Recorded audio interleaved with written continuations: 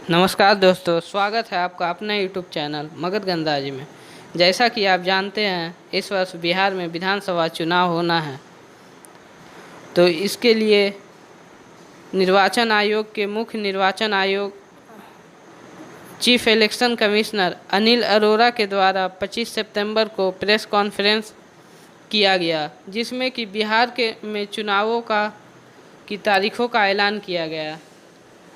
तो बिहार में 3 चरणों में चुनाव होना है, क्योंकि कोरोना काल में यह पहला चुनाव होने जा रहा है। तो इसके मद्देनज़र चुनाव आयोग ने 6 चरणों में बिहार का चुनाव प्रायः देखा जाता था, हुआ करता था। लेकिन कोरोना काल में बिहार में मात्र 3 चरणों में चुनाव होना है। पहला चरण का चुनाव 28 अक्टूबर को होगा, जिसके लिए 71 सीटों के लिए चुनाव होगा, जिसके लिए 31,000 पोलिंग स्टेशन बनाए गए हैं। दूसरे चरण का चुनाव 3 नवंबर को होगा, जिसके लिए 94 सीटों के लिए चुनाव होगा, जिसके लिए 42,000 पोलिंग स्टेशन बनाए गए हैं।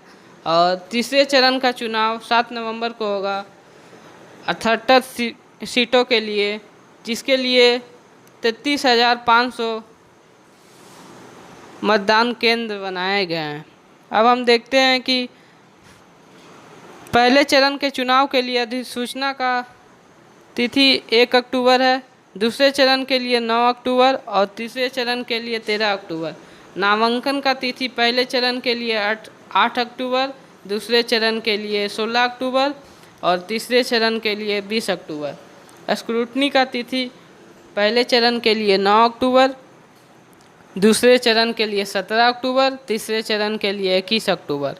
नाम वापसी के लिए का तिथि पहला चरण के लिए 12 अक्टूबर, दूसरे चरण के लिए 19 अक्टूबर, तीसरे चरण के लिए 23 अक्टूबर। मतदान का तिथि 28 अक्टूबर पहले चरण के लिए, 3 नवंबर दूसरे चरण के लिए और तीसरे चरण के लिए 7 नवंबर।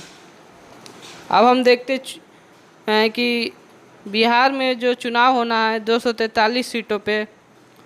बिहार विधानसभा का कार्यकाल 29 नवंबर को ख़त्म होने वाला है।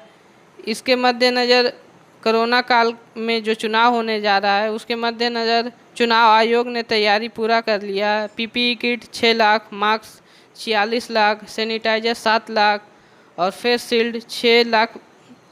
और इस बार 1 घंटा ज़्यादा होगा मतदान, सुबह 7 बजे से शाम 6 बजे तक।